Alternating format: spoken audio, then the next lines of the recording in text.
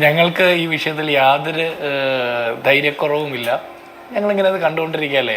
രാജേഷ് ഓരോ ദിവസവും വെല്ലുവിളിക്കുന്നു, ഓരോ ദിവസവും അത് പൊളിയുന്നു. കഴിഞ്ഞ പാലക്കാട് ബൈ ഇലക്ഷൻ്റെ സമയത്ത് എന്തൊക്കെ വെല്ലുവിളികൾ നടത്തി, ഓരോന്നും പൊളിഞ്ഞില്ലേ? അപ്പോൾ അതൊക്കെ അവിടെ നിൽക്കട്ടെ, ഈ വെല്ലുവിളിയൊക്കെ നമുക്ക് അവിടെ നിൽക്കട്ടെ. ഇവർ പറഞ്ഞത് എന്താ, LDF തീരുമാനം ആയിരുന്നു എന്നാണ്. അപ്പോൾ ഇന്നത്തെ LDF യോഗത്തിലാണ് ബ്രൂവറി ഈ പദ്ധതിയുമായിട്ട് മുന്നോട്ട് പോകാൻ, എലപ്പുള്ളിയിലെ മദ്യ കമ്പനിയുടെ പദ്ധതിയുമായിട്ട് മുന്നോട്ട് പോകാൻ തീരുമാനിച്ചത്. ഇതിനു മുമ്പത്തെ LDF യോഗത്തിൽ അങ്ങനെ ഒരു തീരുമാനമെടുത്തിട്ടില്ല. അങ്ങനെ ഒരു തീരുമാനമെടുത്തെങ്കിൽ RJDയും CPI അടക്കമുള്ള പാർട്ടികൾ ഇതുപോലെ പ്രതിഷേധിക്കുമായിരുന്നോ? ഇല്ല. അപ്പോൾ ഇത് LDF തീരുമാനമായിരുന്നില്ല, പിണറായി വിജയന്റെയും അദ്ദേഹത്തിന്റെ കൂട്ടുകച്ചവടക്കാരായിട്ടുള്ള ആളുകളുടെയും തീരുമാനമായിരുന്നു. രണ്ടാമത്തത്, മദ്യനയത്തിൽ ഇതൊക്കെ പറഞ്ഞിട്ടുള്ളത്. നിങ്ങളുടെ മദ്യനയത്തിൽ അരുൺകുമാർ ഇവിടെ പറഞ്ഞിട്ടുള്ള മദ്യനയത്തിൽ പറഞ്ഞത് എക്സ്ട്രാ ന്യൂട്രൽ ആൽക്കഹോൾ ഉൽപ്പാദിപ്പിക്കും, അതിനു വേണ്ടിയിട്ടുള്ള കാർഷിക മേഖലയിലെ ഉൽപ്പന്നങ്ങൾ ഉപയോഗിച്ചുകൊണ്ട് അതിനുള്ള സൗകര്യങ്ങൾ ഏർപ്പെടുത്തുമെന്നാണ്. ഇവിടെ ബോട്ട്ലിംഗ് പ്ലാന്റ് കൊണ്ടുവരുമെന്നോ അല്ലെങ്കിൽ വലിയ രീതിയിലുള്ള ജലചൂഷണത്തിന് കാരണമായിട്ടുള്ള മറ്റ് പ്ലാന്റുകളൊക്കെ സ്ഥാപിക്കുമെന്ന് നിങ്ങളുടെ മദ്യനയത്തിൽ പറഞ്ഞിട്ടുണ്ടോ? അല്ലെങ്കിൽ മാൾട്ട് സ്പിരിറ്റ് ഉൽപ്പാദിപ്പിക്കുന്ന, ബ്രാൻഡി ഉൽപ്പാദിപ്പിക്കുന്ന, വൈനറി ഇതൊക്കെ കൊണ്ടുവരും നിങ്ങൾ പറഞ്ഞിട്ടുണ്ടോ? ബ്രൂവറി കൊണ്ടുവരും നിങ്ങൾ പറഞ്ഞിട്ടുണ്ടോ? നിങ്ങൾ എക്സ്ട്രാ ന്യൂട്രൽ ആൽക്കഹോൾ ഉൽപ്പാദിപ്പിക്കുന്ന പദ്ധതികളുമായിട്ട് വരുമെന്നാണ് നിങ്ങളുടെ മദ്യനയത്തിൽ പറഞ്ഞിട്ടുണ്ടായിരുന്നത്. അടുത്തത്, മറ്റ് വകുപ്പുകളെ അറിയിച്ചാണ് ഇതെല്ലാം സുതാര്യമാണെന്നാണ് പറയുന്നത്. 2024 കഴിഞ്ഞ മന്ത്രിസഭാ നോട്ടിന്റെ, അതായത് ഈ മദ്യനയം അംഗീകരിച്ചു, ഈ ബ്രൂവറിക്ക് അനുമതി കൊടുത്തുകൊണ്ടുള്ള, ഒയാസിസ് കമ്പനിക്ക് അനുമതി കൊടുത്തുകൊണ്ടുള്ള തീരുമാനമെടുക്കുമ്പോൾ പോലും നിങ്ങൾ പറഞ്ഞ 16-ാം തീയതി സൈറ്റിൽ അപ്ലോഡ് ചെയ്ത വിവരങ്ങൾ എന്നാണ്. അത് പ്രകാരം ധനകാര്യ വകുപ്പിന്, വ്യവസായ വകുപ്പിന്, ജലവിഭവ വകുപ്പിന്, തദ്ദേശ സ്വയംഭരണ വകുപ്പിന് 4 പ്രധാനപ്പെട്ട ഇതുമായി ബന്ധപ്പെട്ട് പ്രവർത്തിക്കേണ്ട വകുപ്പുകളെ അറിയിക്കാതെ മുഖ്യമന്ത്രിയുടെ ആശീർവാദത്തോടെ എക്സൈസ് വകുപ്പാണ് ഇത് കൊണ്ടുവരുന്നത്. അപ്പോൾ ഇത് നിങ്ങൾ കൂടിയാലോചിച്ചിട്ടില്ല, മന്ത്രിസഭയിലെ മറ്റു വകുപ്പുകളുമായിട്ട് ആലോചിച്ചിട്ടില്ല, LDF ആലോചിച്ചിട്ടില്ല. എന്തിന് ഇത്ര തിടുക്കപ്പെട്ട് ലൈസൻസ് കൊടുക്കുന്നു, അല്ലെങ്കിൽ പ്രാഥമിക ലൈസൻസ് കൊടുക്കുന്നു? ഒന്നാമത്തെ പ്രശ്നം. അടുത്തത്, നിങ്ങൾ പറഞ്ഞത് ഇത് 10 ഘട്ട പരിശോധന നടത്തി പ്രാഥമിക ലൈസൻസ് ആണ്, പിന്നീടുള്ള പരിശോധനയിൽ ഏതെങ്കിലും രീതിയിലുള്ള വീഴ്ചകൾ വന്നാൽ, ഏതെങ്കിലും രീതിയിൽ സംസ്ഥാനത്തിനോ ആ പ്രദേശത്തിനോ മോശകരമായിട്ടുള്ള കാര്യമാണെങ്കിൽ, പാരിസ്ഥിതിക ആഘാതം ഉണ്ടാക്കുന്നതാണെങ്കിൽ പിൻവലിക്കുമെന്ന്. ഇന്നത്തെ LDF യോഗത്തിന്റെ ഫൈനൽ തീരുമാനം എന്താ? ഈ പദ്ധതിയുമായിട്ട് മുന്നോട്ട് പോകുമെന്ന സർക്കാർ തീരുമാനിക്കുകയാണ് ഇത് മുന്നോട്ട് പോകുമെന്ന്. അപ്പൊ നിങ്ങൾ പറയുന്നതിൽ എന്ത് ആത്മാർത്ഥതയുണ്ട്? ഏതെങ്കിലും ഭാവിയിൽ ഏതെങ്കിലും രീതിയിലുള്ള പ്രശ്നം വന്നാൽ അപ്പോൾ ഈ പദ്ധതിയുടെ ലൈസൻസ് കട്ട് ചെയ്യും, ഇത് താൽക്കാലിക ലൈസൻസ് ആണ്, പെർമനന്റ് ആയിട്ട് കൊടുത്തിട്ടുള്ള അല്ല എന്ന് പറയുന്നതിൽ എന്ത് ആത്മാർത്ഥതയാണുള്ളത്? ഇന്നത്തെ LDF യോഗത്തിൽ പറയുന്നത് ഈ തീരുമാനമായിട്ട് മുന്നോട്ട് പോകും എന്ന്. ഇനി അരുൺകുമാർ പറയുന്നത് പ്രഖ്യാപിച്ചതൊക്കെ നടപ്പാക്കിയെന്നാണ്. ഈ കഴിഞ്ഞ ബഡ്ജറ്റിൽ കേരളത്തിലെ അംഗൻവാടി ജീവനക്കാർക്ക് ഇൻഷുറൻസ് കൊടുക്കും, ഏർപ്പാടാക്കുമെന്ന് നിങ്ങളുടെ ബഡ്ജറ്റിൽ ധനകാര്യമന്ത്രി പറഞ്ഞിരുന്നു, ബാലഗോപാൽ. അത് ഈ പുതിയ ബഡ്ജറ്റ് അവതരിപ്പിച്ചപ്പോഴും നടപ്പാക്കിയിട്ടില്ല. കേരളത്തിലെ ഉന്നത വിദ്യാഭ്യാസത്തിന്റെ ഹബ്ബാക്കി മാറ്റുമെന്നാണ് പറയുന്നത്. ഇവിടെ റാഗിങ്ങിന്റെ ഹബ്ബായിട്ട് ഇതിനെ മാറ്റാൻ പറ്റി എന്നുള്ളതിനപ്പുറത്ത് കേരളത്തിൽ എന്തെങ്കിലും നടത്താൻ നിങ്ങളെ കൊണ്ട് സാധിച്ചോ? കേരളത്തിലെ മെഡിക്കൽ ഹബ്ബാക്കി മാറ്റുമെന്ന് നിങ്ങൾ പറഞ്ഞു, നടത്താൻ നിങ്ങളെ കൊണ്ട് സാധിച്ചോ? ഇവിടെ ഡെവലപ്മെന്റ് സോൺ ആക്കുമെന്ന് നിങ്ങൾ പറഞ്ഞു, അത് നിങ്ങളെ കൊണ്ട് സാധിച്ചോ? അതുപോലെ ഓരോ കാര്യങ്ങൾ എടുത്ത് പരിശോധിച്ചാൽ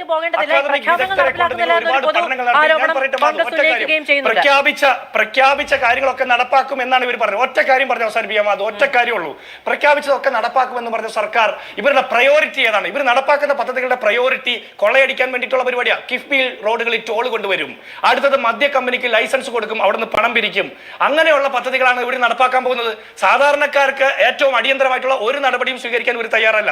ഇനി കാർഷിക മേഖലയെ ഉത്തേജിപ്പിക്കാനാണെങ്കിൽ ഈ ബജറ്റിൽ കാർഷിക മേഖലയ്ക്ക് ഉത്തേജനം നൽകുന്ന എന്ത് പദ്ധതിയാണ് പ്രഖ്യാപിച്ചിട്ടുള്ളത്? ഈ നെല്ലിനും റബ്ബറിനും ഒക്കെ താങ്ങുവില പ്രഖ്യാപിച്ചത് എത്രത്തോളം ആശ്വാസകരമായിരുന്നു? റബ്ബറിന്റെ കാര്യത്തിൽ നെല്ലിന് താങ്ങുവില വർദ്ധിപ്പിച്ചിട്ടുണ്ടോ? ഇല്ല. കർഷകർക്ക് ആശ്വാസപരമായിട്ടുള്ള എന്തെങ്കിലും നടപടി കൊണ്ടുവന്നിട്ടുള്ളൂ? കർഷകർക്ക് ആശ്വാസപരമായിട്ട് ഞങ്ങൾ മദ്യ കമ്പനി കൊണ്ടുവരുന്നു പറയുന്ന ഒരു സർക്കാർ, അതിനെങ്ങനെ നമ്മൾ വിശ്വസിക്കുക? ഇത് LDF ആഭ്യന്തര പ്രശ്നം എന്ന് പറഞ്ഞാൽ LDF ശൂന്യാകാശത്ത് പ്രവർത്തിക്കുന്ന ഒരു സംവിധാനമല്ലല്ലോ. ഈ കേരളത്തിലെ ജനങ്ങളോട് വിശ്വാസ്യത പറഞ്ഞ് LDF വരും, എല്ലാം ശരിയാകും എന്ന് പറഞ്ഞിട്ടല്ലേ ഇവർ തെരഞ്ഞെടുപ്പിൽ മത്സരിച്ചതും അധികാരത്തിൽ വന്നതും. അപ്പൊ LDF ആഭ്യന്തര പ്രശ്നം എന്ന് പറഞ്ഞാൽ അങ്ങനെ നമുക്ക് ചുരുക്കി കാണിക്കാൻ പറ്റില്ല. അത് സംസ്ഥാനത്തിന്റെ മുഴുവൻ പ്രശ്നമാണ്, അവർ പറയാൻ ബാധ്യസ്ഥരാണ്. അതുകൊണ്ടല്ലേ ഇന്നിപ്പോ മുന്നണി കൺവീനർ പറഞ്ഞ ഒക്കെ സെറ്റിൽ ചെയ്തു എന്നാണ്. അങ്ങനെയാണെങ്കിൽ RJDയും CPI ഒക്കെ എന്തുകൊണ്ട് അന്ന് ഇവർക്ക് പറഞ്ഞപ്പോൾ ഇവരാരും കേട്ടില്ലേ? അതോ കേട്ടിട്ട് ഇവർ മറന്നുപോയോ?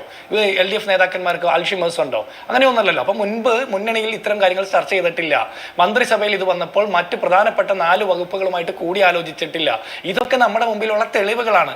അങ്ങനെ ഒന്നുമില്ലാതെ ഒരു കമ്പനിക്ക് പ്രത്യേകമായിട്ട് ഇത്ര സ്പീഡിൽ ഒരു തീരുമാനം എടുക്കുമ്പോൾ, ഇവിടെ പറഞ്ഞ 10 ഘട്ട പരിശോധന നടത്തി 14 മാസം എടുത്ത് നടത്തിയ പ്രാഥമിക ലൈസൻസ് എന്ന നിങ്ങൾ അരുൺകുമാർ അടക്കമുള്ള LDFന്റെ പ്രതിനിധികൾ നിരവധി ചർച്ചകളിൽ ഞാൻ ഉൾപ്പെടെയുള്ള UDFന്റെ പ്രതിനിധികളോട് പറഞ്ഞിട്ടുണ്ട്. ഇത് പ്രാഥമിക ലൈസൻസ് മാത്രമാണ്, ഈസ് ഓഫ് ഡൂയിങ്ങിന്റെ ഭാഗമായിട്ട് കൊടുക്കുന്നതാണ്. പിന്നീട് വരുന്ന ഘട്ടത്തിൽ എപ്പോഴെങ്കിലും എന്തെങ്കിലും പ്രശ്നം നേരിട്ടാൽ അത് പിൻവലിക്കാൻ തയ്യാറാണെന്നാണ് നിങ്ങൾ പറഞ്ഞിട്ടുള്ളത്. ഇപ്പോൾ LDF നേതൃത്വം തീരുമാനിച്ചത് എന്താ? ഇതുമായി മുന്നോട്ട് പോകുന്നു. LDF ആണ് തീരുമാനിക്കുന്നത് ഇതുമായിട്ട് മുന്നോട്ട് പോകാൻ, ആ കമ്പനിയല്ല തീരുമാനിക്കണം കമ്പനിയുമായിട്ട് മുന്നോട്ട് പോകാൻ. LDF സർക്കാരിന്റെ മുൻപിൽ വരുന്ന തീരുമാനങ്ങളിൽ അല്ല, ഞാൻ പറയട്ടെ, സർക്കാരിന്റെ മുൻപിൽ വരുന്ന അപേക്ഷയിൽ നിയമപരമായിട്ടുള്ള എന്ത് അനുമതി കൊടുക്കാനും കൊടുത്തു പോവുക, നിയമവിരുദ്ധമായിട്ടുള്ളത് തടഞ്ഞു മുന്നോട്ട് പോകുക, അതാണ് സർക്കാരിന്റെ നയം. അല്ലാതെ കമ്പനി വരുത്തുക എന്നുള്ളത് സർക്കാരിന്റെ നയമാണോ? അനുമതി കൊടുത്ത തീരുമാനമായിട്ട് മുന്നോട്ട് പോകും എന്ന് പറഞ്ഞാൽ ഈ കമ്പനിക്ക് ലൈസൻസ് കൊടുത്തു, അത് മുന്നോട്ട് പോകുമെന്നല്ലേ? അപ്പൊ പിന്നീട് നാട്ടുകാർക്ക് കുടിവെള്ളത്തിന്റെ ദൗർലഭ്യം വന്നാൽ അല്ലെങ്കിൽ അവിടുത്തെ കർഷകരുടെ പ്രശ്നം, ഇതൊന്നും അഡ്രസ് ചെയ്തുകൊണ്ട് യാതൊരു സമരത്തിനും ഇനി ചെവി കൊടുക്കില്ല എന്ന് LDF പ്രഖ്യാപിച്ചിരിക്കുകയാണ്.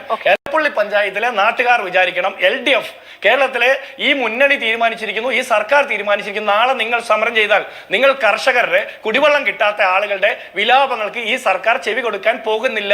ഈ കമ്പനിക്ക് കൊടുത്ത ലൈസൻസ് പ്രാഥമിക ലൈസൻസ് ആയിട്ട് മുന്നോട്ട് പോകാൻ സർക്കാർ തീരുമാനിച്ചിരിക്കുന്നു. ഒന്നാമത്തെ കാര്യം, മാധു ഒരു കാര്യം ചോദിക്കട്ടെ, പാലക്കാട് ജില്ലയിലെ വിക്ടോറിയ കോളേജിൽ ലേഡീസ് ഹോസ്റ്റൽ കഴിഞ്ഞ ആഴ്ച അടച്ചുപൂട്ടിയിൽ എന്തിന്റെ പേരിലാണെന്നറിയോ? കുടിവെള്ളം കിട്ടാനിട്ട്.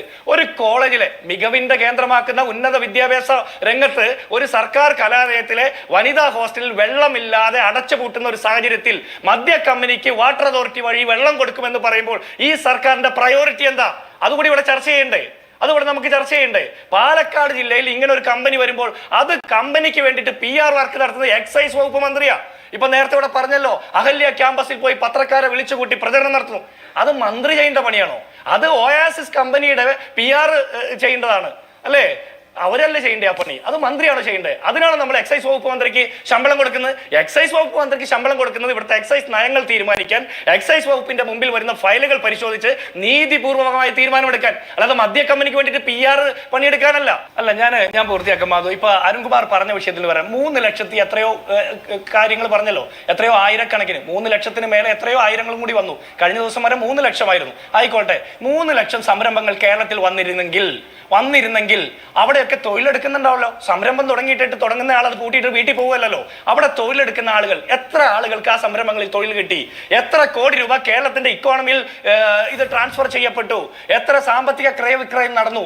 അങ്ങനെയാണെങ്കിൽ കേരളത്തിന്റെ GDP 3.8 സ്റ്റാഗ്നന്റ് ആയിട്ട് നിലനിൽക്കുന്നത് എന്തുകൊണ്ടാണ് കേരളത്തിലെ യുവാക്കളുടെ തൊഴിലില്ലായ്മ 29.1 നിൽക്കുന്നത്? കേരളത്തിലെ ചെറുപ്പക്കാർ അഭ്യസ്തവിദ്യരായിട്ടുള്ളവരുടെ തൊഴിലില്ലായ്മ 29% നിൽക്കുന്നത് എന്തുകൊണ്ടാണ്? അത് GDP-യിൽ എന്തുകൊണ്ടാണ് റിഫ്ലക്ട് ചെയ്യാത്തത്? ഇവിടുത്തെ സമൂഹത്തിൽ എന്തുകൊണ്ടാണ് സ്റ്റാഗ്നന്റ് ആയിട്ടുള്ള ഇക്കോണമിയിൽ സാമ്പത്തിക ക്രയവിക്രയം നടക്കാത്തത്? 3 ലക്ഷം സംരംഭങ്ങളാണ് പറയുന്നത്. 3 ലക്ഷം. അപ്പൊ ഇതൊക്കെ പൊള്ളയായ കണക്കാണ്, ഫാബ്രിക്കേറ്റ് ചെയ്ത കണക്കാണ്. ഇതൊക്കെ കഴിഞ്ഞ ദിവസങ്ങളിൽ പൊളിച്ചടക്കിയതാണ്. അത് വിട്ടുപിടിക്കുക. ഇനി ഈ എലപ്പുള്ളിയിലെ മദ്യ കമ്പനി എന്ന് പറഞ്ഞാൽ, ഈ മദ്യ കമ്പനിക്ക് വേണ്ടിയിട്ട് നിങ്ങളൊരു സാധാരണ കമ്പനി നിങ്ങളുടെ മുമ്പിൽ ലൈസൻസിന് വേണ്ടി വന്നു. നിങ്ങളുടെ മദ്യ നയത്തിൽ വിശ്വസിച്ചു കൊണ്ടുവന്ന കമ്പനി അവർ ലൈസൻസിന് അപേക്ഷ കൊടുത്തു, പ്രാഥമിക ലൈസൻസ് കൊടുത്തു, നിങ്ങൾ കമ്പനി ലൈസൻസ് കൊടുത്ത് മുന്നോട്ട് പോകുന്നു. നിങ്ങൾ എന്തിനാണ് അതിന് പ്രചരണം നടത്തുന്നത്? നിങ്ങളുടെ എക്സൈസ് മന്ത്രി എന്തിനാ ഇതിനു വേണ്ടിയിട്ട് PR വർക്ക് നടത്തുന്നത്? പത്രക്കാരെ വിളിക്കുന്നു, അഹല്യ ക്യാമ്പസിൽ പോകുന്നു, കുടിവെള്ള സംഭരണി കാണിക്കുന്നു. നിങ്ങളുടെ പ്രതിനിധികൾ ആദ്യഘട്ടത്തിലൊക്കെ പറഞ്ഞത് ഇവർ സമ്പൂർണ്ണമായിട്ടും കുടിവെള്ള സംഭരണിയിലൂടെ വെള്ളം കണ്ടെത്തി. ഏത് സംഭരണി? മഴവെള്ള സംഭരണിയിലൂടെ വെള്ളം കണ്ടെത്തി ഈ കമ്പനി പ്രവർത്തിക്കുന്ന. പിന്നെ പറയുന്നു വാട്ടർ അതോറിറ്റി വെള്ളം കൊടുക്കുമെന്ന്, കിൻഫ്രയ്ക്ക് കൊടുക്കുന്ന വെള്ളം കൊടുക്കുമെന്ന്. അങ്ങനെയാണെങ്കിൽ ഈ കിൻഫ്രയ്ക്ക് കൊടുക്കുന്ന വെള്ളത്തിൽ നിന്ന് കുറച്ചെടുത്ത് ആ പാലക്കാട് വിക്ടോറിയ കോളേജിൽ കൊടുക്കണം, എലപ്പള്ളി പഞ്ചായത്തിൽ കുടിക്കാൻ വെള്ളമില്ലാത്ത മനുഷ്യർക്ക് കൊടുക്കണം, കൃഷിക്ക് യോഗ്യമായിട്ടുള്ള വെള്ളമില്ലാത്ത ആളുകൾക്ക് കൊടുക്കണം. കൃഷി നമ്മൾ പ്രോത്സാഹിപ്പിക്കേണ്ടത്. മോട്ടോർ കേടായതാണെന്നാണ് പറഞ്ഞത്. അങ്ങ് നേരത്തെ ഈ രീതിക്കാണോ, മോട്ടോർ കേടായ സംഭവത്തെ പെരുപ്പിച്ച് കാണിച്ചുകൊണ്ടാണോ വിക്ടോറിയ കോളേജിന്റെ ഹോസ്റ്റൽ അടച്ചിട്ടു കുടിവെള്ളക്ഷാമം മൂലം എന്നങ്ങ് പറഞ്ഞത്, മാധ്യമങ്ങൾക്ക് മുന്നിൽ ഇത് പറഞ്ഞത്? അപ്പൊ ഈ രീതിയിൽ പെരുപ്പിച്ച് കാണിക്കുന്നതാണോ ഈ പറയുന്ന പ്രശ്നങ്ങളെല്ലാം? അല്ല, ഞാൻ പെരുപ്പിച്ച് കാണിച്ചതാണോ എന്ന് കേരളത്തിലെ ദൃശ്യമാധ്യമങ്ങൾ കാണുന്ന ആളുകൾ തീരുമാനിക്കട്ടെ. കേരളത്തിലെ ദൃശ്യമാധ്യമങ്ങളിൽ പറയുന്നതൊക്കെ സത്യമാണെങ്കിൽ, വിക്ടോറിയ കോളേജിന്റെ ഉത്തരവാദിത്തപ്പെട്ട ഭരണാധികാരികൾ, പ്രിൻസിപ്പൽ ഉൾപ്പെടെയുള്ള ആളുകൾ പറയുന്നത് സത്യമാണെങ്കിൽ ഞാൻ പറഞ്ഞത് സത്യമാണ്.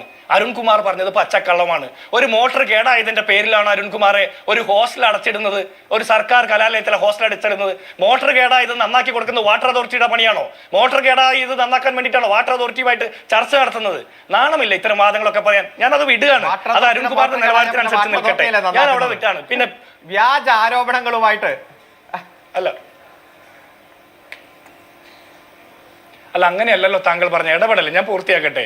പ്രതിപക്ഷ നേതാവ് VD സതീശൻ സംവാദകനാണല്ലോ. അദ്ദേഹം MP രാജേഷ് വെല്ലുവിളിച്ചപ്പോൾ പേടിച്ചു പോയെന്ന്. VD സതീശൻ സംവാദകനാണെന്ന് കൃത്യമായിട്ട് കേരളത്തിന്റെ പൊതുസമൂഹത്തിന് തെളിയിക്കപ്പെട്ടിട്ടുള്ളതാ. പണ്ട് സാന്റിയാഗോ മാർട്ടിന്റെ ലോട്ടറി കച്ചവടവുമായി ബന്ധപ്പെട്ടുള്ള സംവാദത്തിൽ നിങ്ങളുടെ അന്നത്തെ തോമസ് ഐസക് എന്ന് പറഞ്ഞ ധനകാര്യമന്ത്രി മുണ്ടും മടക്കിക്കൊണ്ട് ഓടിയ കഥ നമുക്കൊക്കെ അറിയാവുന്നല്ലേ. ഓടിയ കഥ അന്നത്തോടെ സാന്റിയാഗോ മാർട്ടിന്റെ ലോട്ടറി കച്ചവടം നിർത്തി, LDF സർക്കാരിന്റെ കൊള്ളയും നിർത്തി, ലോട്ടറിയുടെ പേരിലുള്ള കണ്ടതല്ലേ നമ്മള്. അപ്പൊ ആ സംവാദത്തിന്റെ അവിടെ നിൽക്കട്ടെ. ഞങ്ങൾ MP രാജേഷിന്റെ വെല്ലുവിളി സ്വീകരിച്ചുകൊണ്ട് പാലക്കാട്ട് ഞങ്ങളുടെ MP ആയിട്ടുള്ള ശ്രീകണ്ഠനെ ചർച്ചയ്ക്ക് അല്ല താങ്കൾ എന്ത് മെനകേടായി കാണിക്കുന്നത്. ഞാൻ താങ്കൾ പറഞ്ഞപ്പോ എന്തോ ഒരു ആക്ഷേപം പറഞ്ഞു, ഞാൻ ഇടപെട്ടോ. അതൊരു നിലവാരത്തിന്റെ ഭാഗമല്ലേ, അത് കീപ്പ് ചെയ്യൂ. അറ്റ്ലീസ്റ്റ് അതെങ്കിലും കീപ്പ് ചെയ്യൂ. മദ്യക്കമ്പനിക്ക് ലൈസൻസ് കൊടുക്കൂ, പക്ഷെ ചർച്ച നടത്തുന്ന സമയത്ത് ഒരു മര്യാദ കീപ്പ് ചെയ്യണ്ടേ. ഞങ്ങൾ ശ്രീകണ്ഠൻ പാലക്കാട് മണ്ഡലത്തിലെ ഞങ്ങളുടെ MP ആണ്. ഞങ്ങൾ അഭിമാനത്തോടെയാണ് MP ആയിട്ടുള്ള ശ്രീകണ്ഠൻ ആരോപണം ഉന്നയിച്ചിട്ടില്ല എന്ന് താങ്കൾ പറഞ്ഞില്ലേ. ആരോപണം ഉന്നയിച്ചിട്ടുണ്ട്. ശ്രീകണ്ഠൻ ഈ വിഷയവുമായി ബന്ധപ്പെട്ട് നിരവധി തവണ ആരോപണം ഉന്നയിച്ചിട്ടുണ്ട്. അരുൺകുമാർ അതൊന്നും കേട്ടിട്ടില്ലേ? അത് ഈ കൈരളി ചാനൽ മാത്രം കേൾക്കുന്നുണ്ടും ദേശാഭിമാനി പത്രം മാത്രം വായിക്കുന്നുകൊണ്ടാണ്. ഇനി ചോദ്യത്തിൽ നിന്ന് ഒളിച്ചോടുന്നത് പ്രതിപക്ഷ നേതാവ് VD സതീശനല്ല. ചോദ്യങ്ങൾ നിരന്തരം നിയമസഭയ്ക്കകത്ത് വരുമ്പോൾ പോലും വോയിസ് റെസ്റ്റ് ആണെന്ന് പറഞ്ഞ് ഓടി ഒളിച്ചതും പത്രക്കാർ ചോദിക്കുമ്പോൾ ഹിഹി എന്ന് പറഞ്ഞ് ഇളിച്ചു കാണിച്ചുകൊണ്ടിരുന്നതും കേരളത്തിന്റെ കാരണഭൂതനാണെന്ന് ഞാൻ പറഞ്ഞു വരണ്ടല്ലോ. ഞാൻ അവിടെ വിടുകയാണ്. ഇനി ഈ കമ്പനി നല്ല കമ്പനിയാണെന്നുള്ള PR വർക്ക് എന്തുകൊണ്ട് മന്ത്രി നടത്തുന്നു എന്നാണ് ഞങ്ങൾ ചോദിക്കുന്നത്. ഡൽഹിയിൽ മദ്യനയത്തിൽ അഴിമതി നടത്തിയ കമ്പനിയെ കുറിച്ച് നിങ്ങൾ കേട്ടിട്ടില്ല. നിങ്ങൾ പഞ്ചാബ് ഹരിയാന അതിർത്തിയിൽ 4 കിലോമീറ്റർ ചുറ്റളവിൽ പരിസ്ഥിതിക്ക് ദോഷകരമാകുന്ന രീതിയിൽ കുടിവെള്ളത്തിൽ പോലും മാലിന്യം കലർത്തിയ ഒയാസിസ് കമ്പനിയെ കുറിച്ച് നിങ്ങൾ കേട്ടിട്ടില്ല. നിങ്ങൾക്കിത് നല്ല കമ്പനിയാണ്. കുറെ കാലം മുമ്പ് നിങ്ങൾ ഇതുപോലെ കുറെ നല്ല കമ്പനികൾ പറഞ്ഞു. ഒന്ന് കാർബറാൻഡം, അതായത് കാലാവധി കഴിഞ്ഞിട്ടും വൈദ്യുതി കരാർ പുതുക്കി കൊടുത്ത് കൊള്ളയടിക്കാൻ വേണ്ടിയിട്ട് നിങ്ങൾ സഹായം ചെയ്യുന്ന കാർബറാൻഡം നല്ല കമ്പനിയാണ്. പിന്നൊന്ന് എക്സാലോജിക്ക് മാസപ്പടി വാങ്ങുന്ന കമ്പനി. പിന്നൊന്ന് സൺഫാർമ PPE കിറ്റ് വലിയൊരു തുകയ്ക്ക് വാങ്ങി കേരളത്തിന്റെ പൊതു ഖജനാവ് കൊള്ളയടിക്കാൻ കൂട്ടുനിന്ന കമ്പനി. മറ്റൊന്ന് ലാവ്ലിൻ 374 കോടി രൂപയുടെ അഴിമതി നടന്ന കമ്പനി. പിന്നെ ഡാറ്റ കച്ചവടത്തിന് ഉപയോഗിച്ച സ്പ്രിംഗ്ലർ. പിന്നെ പ്രസാദിയോ AI ക്യാമറയിൽ അഴിമതി. PWC സ്വപ്ന സുരേഷിന് വലിയ നിയമനം കൊടുത്ത ഒരുപാട് തട്ടിപ്പുകൾക്ക് നിങ്ങളോട് ഒപ്പം നിന്ന PWC. പിന്നെ ഒന്ന് യൂണിടാക് ലൈഫ് മിഷനിലെ 20 കോടിയിൽ 9.5 കോടി അഴിമതി നടത്താൻ വേണ്ടി കൂട്ടുനിന്ന കമ്പനി. അടുത്തത് ഫെയർ കോഡ് ടെക്നോളജി. ബിവറേജിൽ ക്യൂ നിൽക്കുന്ന പാവപ്പെട്ട മനുഷ്യരെ കൊള്ളയടിക്കാൻ വേണ്ടി കഴിഞ്ഞ കോവിഡ് കാലത്തെ നിങ്ങൾ കൊണ്ടുവന്ന ഒരു ആപ്പില്ലേ, അതിന്റെ പേരാണ്, ആ കമ്പനിയുടെ പേരാണ് ഫെയർ കോഡ് ടെക്നോളജി. പിന്നെ ഒന്ന് EMC ആഴക്കടൽ മത്സ്യ ബന്ധനത്തിനുള്ള കരാറെടുത്ത കമ്പനിയാണ്. 10,000 രൂപ ചെലവഴിക്കാൻ ശേഷിയില്ലാത്ത ഏതോ കാട്ടുകള്ളനെയൊക്കെ നിങ്ങൾ നല്ല കമ്പനി എന്ന് പറഞ്ഞ് വിളിച്ചു കൊണ്ടുവരുന്നു. സമാനമാണ് ഒയാസിസ്. ഒയാസിസുമായി ബന്ധപ്പെട്ട് മുൻകാലങ്ങളിൽ ഉണ്ടായിട്ടുള്ള ഒരു വിവാദങ്ങളോ ഒരു ആക്ഷേപങ്ങളോ നിങ്ങൾ കണ്ടിട്ടില്ല. ഈ കമ്പനിയുടെ മഴവെള്ള സംഭരണി കണ്ടപ്പോൾ നിങ്ങൾ അങ്ങോട്ട് പുളകിതരായി. അന്ന് നിങ്ങളൊക്കെ ചർച്ചയിൽ ഞങ്ങളോട് പറഞ്ഞത് ഇത് കംപ്ലീറ്റ് ആയിട്ട് മഴവെള്ള സംഭരണിയിൽ പ്രവർത്തിക്കുന്ന. ഇന്ന് നിങ്ങൾ പറയുന്നു കിൻഫ്രയ്ക്ക് കൊടുക്കുന്ന വെള്ളത്തിൽ നിന്ന് പ്രവർത്തിക്കുന്നു. കിൻഫ്രയ്ക്ക് കൊടുക്കുന്ന വെള്ളം എന്തിനാണെന്നറിയോ? അവിടുത്തെ വ്യവസായശാലകളിൽ ജോലി ചെയ്യുന്ന ആളുകൾക്ക് കുടിക്കാനും കൈ കഴുകാനും ഒക്കെയുള്ള കാര്യങ്ങൾക്ക് വേണ്ടിയിട്ടുള്ളതാ, അല്ലാതെ മദ്യ കമ്പനിക്ക് പ്രവർത്തിക്കാൻ വേണ്ടിയിട്ടല്ല. അങ്ങനെയാണെങ്കിൽ നിങ്ങൾ കുറെ കൂടി പ്രയോറിറ്റി നിങ്ങൾക്ക് പാവപ്പെട്ടവരാണെങ്കിൽ നിങ്ങൾ ആ സമീപ പഞ്ചായത്തിലെ കുടിവെള്ളക്ഷാമം അനുഭവിക്കുന്ന ആ സാധാരണ മനുഷ്യർക്ക് വെള്ളം കൊടുക്കണം.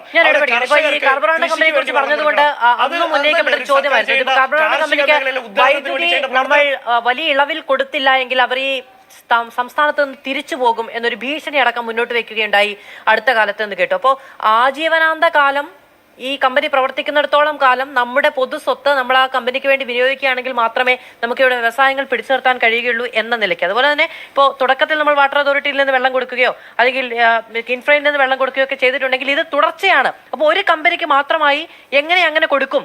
മറ്റുള്ള കമ്പനികളും ഇതേ ആവശ്യം ഉന്നയിച്ചു അവിടേക്ക് വരികയാണെങ്കിൽ ഇപ്പൊ ജലം ഇല്ല എന്നുള്ളത് കൊണ്ട് അവരുടെ ലൈസൻസ് നമുക്ക് റദ്ദാക്കാനോ അനുമതി കൊടുക്കാതിരിക്കാനോ കഴിയില്ല എന്നുള്ള ഒരു പ്രധാനപ്പെട്ട കാരണമാണ്. കാരണം മറ്റൊരു കമ്പനിക്ക് കൊടുക്കുന്നുണ്ട്. ഇത് ഒരു കമ്പനിക്ക് കൊടുക്കുന്നുണ്ടെങ്കിൽ മറ്റൊരു കമ്പനിക്കും കൊടുക്കാനുള്ള ബാധ്യത സംസ്ഥാന സർക്കാരിന് ഉണ്ടാകുമല്ലോ. തുടങ്ങിയ കാര്യങ്ങൾ കൂടി ചൂണ്ടിക്കാണിക്കപ്പെടുന്നുണ്ട്.